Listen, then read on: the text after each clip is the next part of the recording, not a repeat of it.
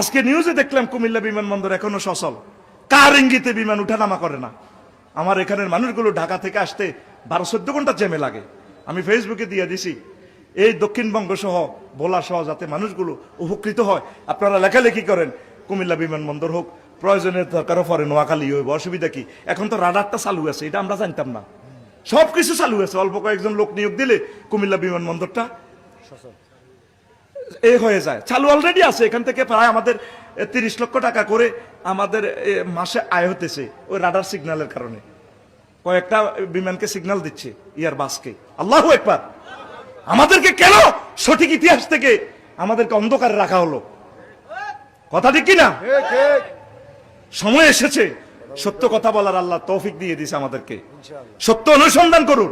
Doctor ইউনূসের মতো মানুষ পাইবেন, প্রেসিডেন্ট পাইবেন। যারা কুমিল্লা বিমানবন্দর দেখতে চান আপনার মতামত কমেন্টে জানাবেন এবং ভিডিওটি শেয়ার করে দিবেন। আমরা কুমিল্লা বিমানবন্দর চাই।